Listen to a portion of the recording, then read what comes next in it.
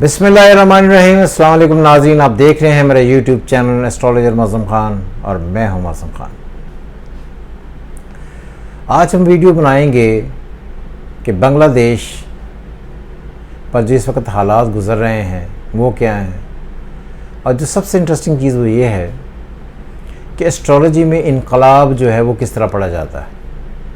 ये बड़ी डिफरेंट किस्म की चीज़ें हैं और ये मंडेन एस्ट्रोलॉजी के थ्रू आपको समझ आएंगी, और वो लोग जो एस्ट्रोलॉजी के स्टूडेंट्स हैं शायद वही समझ सकेंगे, क्योंकि थोड़ा डिफ़िकल्ट चैप्टर होगा, लेकिन आपको बाकी रीडिंग्स हैं वो मिल जाएंगी। नंबर 1,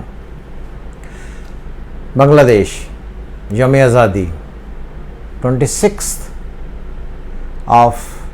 मार्च 1971, 26 मार्च 1971।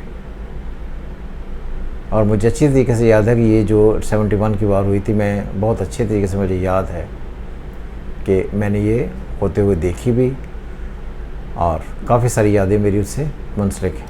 और इसी साल ही पाकिस्तान का एक हिस्सा अलग से, जो पहले ही अलग था, टूटकर बांग्लादेश बन गया। प्लानिटरी कंडीशन चेक करें। Sun in Aries, Mercury in Aries, Saturn in Taurus, Ketu in Leo, moon in Pisces, Rahu and Venus in Aquarius, Mars in Capricorn, Jupiter in Sagittarius. देखें तो ये बड़ी कमाल पोजीशन है इसमें। अगर सबसे पहले तो ये है कि सन अपने घर से उठकर पहले घर में आ गया, उसका लॉर्ड उठकर 10th हाउस में आ गया। तो ये कोलैबोरेशन ये है कि दूसरों की सपोर्ट की वजह से एक ऐसा मुल्क तैयार हो गया जो किसी और ने क्रिएट किया। Sun is the direction of the east, और जो हमारे ईस्ट से कंट्री था उसने उसको सपोर्ट किया। अब ये जो सबसे इंटरेस्टिंग बात इसमें ये है कि दो कॉम्बिनेशन इसमें बहुत ही एक्स्ट्राऑर्डिनरी है। नंबर 1, असेंडेंट लॉर्ड उनका 10th में चला गया।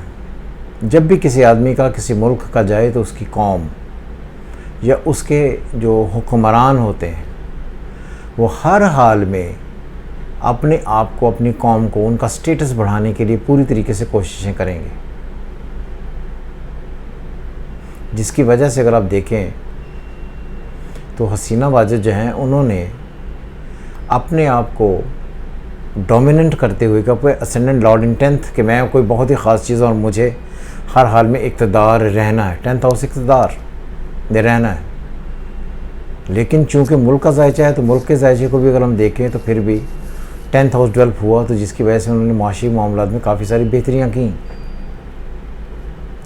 एक कॉम्बिनेशन तो ये होगा कि सन उठकर अपने घर से 5वें गया। दूसरा ये है कि मार्स मार्स कैप्रिकॉर्न में आकर बैठा हुआ है 10th में, और फिर उसका लॉर्ड उठकर वहाँ से फिर 5वें में चला गया, और जाकर उसने क्या किया कि उसने वीनस के साथ जाकर परिवर्तन बना दिया। तो ये कॉम्बिनेशन बड़ा ही डिफरेंट किस्म के पॉजिटिव कॉम्बिनेशंस हैं, जिनको लेकर ये कहा जा सकता है कि ये कैसे मुल्क का ज़ायचा है जिसमें जो भी हुक्मरान आएगा उसको आकर एक नई स्ट्रेंथ देगा, लोग भी आगे बढ़ने की कोशिशें करेंगे। जो सबसे ज़्यादा अजीबोगरीब बात वो ये है कि Venus in Aquarius with Rahu, Venus deal with the politics. तो जब हम ये कह रहे हैं कि ये जो इस वक्त सारा मामला शुरू हुआ है और इस मामले में जो स्टूडेंट्स हैं उन्होंने बहुत बड़ा पार्ट प्ले किया है, और वो ये चाहते हैं कि वहाँ पर डेमोक्रेसी आए, तो यही उनकी ख्वाहिश है जिसकी वजह से ये सारा रिजीम चेंज हुआ। Democracy is red by Venus. Venus जो है वो राहु के साथ बैठा हुआ है, अफ्लिक्टेड है। तो ये जिस शिद्दत से ये सारे एक्ट किए गए हैं, ये सारी अनफॉर्चुनेटली पाकिस्तान की तरह बांग्लादेश में भी जमहूरियत का वो तूती नहीं बजेगा जो पाकिस्तान में भी नहीं बजा। तो आई थिंक ये दोनों कंट्रीज़ कहीं ना कहीं, पाकिस्तान जिसे कहते थे मशरक़ी पाकिस्तान, जो अब बांग्लादेश है, इनमें पॉलिटिकल सेटअप, पॉलिटिकल लोग आकर स्टेबिलिटी लाएं मुश्किल होगा। और अनफॉर्चुनेटली मून 12th में है, ये भी एक अजीबोगरीब सिनेरियो है।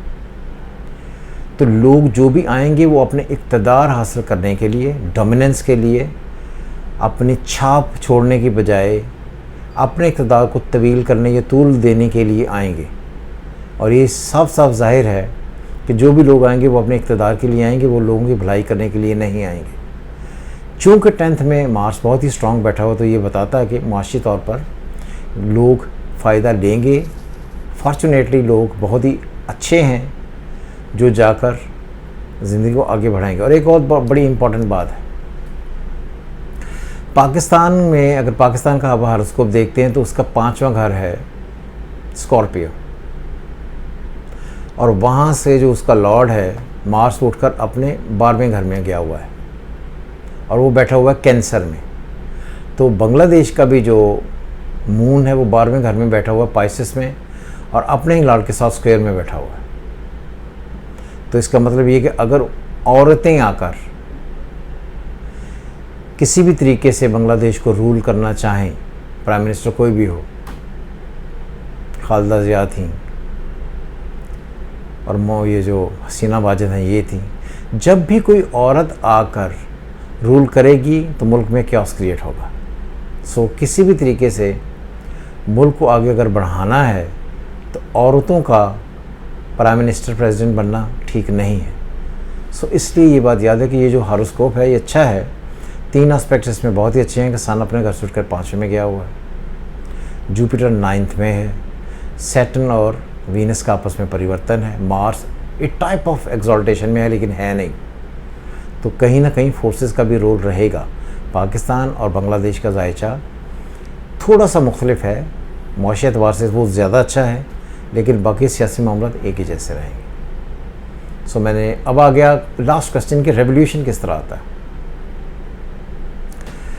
جو revolution is an activity which is a mental activity, کہ لوگ عوام سوچ کر ذہنی طور پر آگے بڑھتے ہیں۔ اگر آپ دیکھیں تو ان کا سن ہے ان ایریز، اس وقت راہو ان ایریز ہے ود مرکری،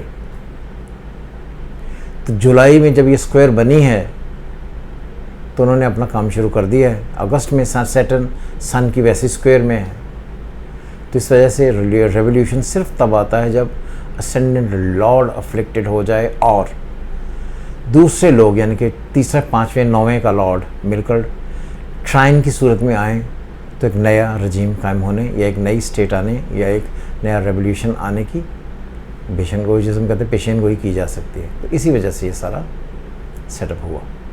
خوش رہیں، اپنے کمنٹس ہمیں بھیجیں۔ خدا حافظ، پاکستان زندہ باد۔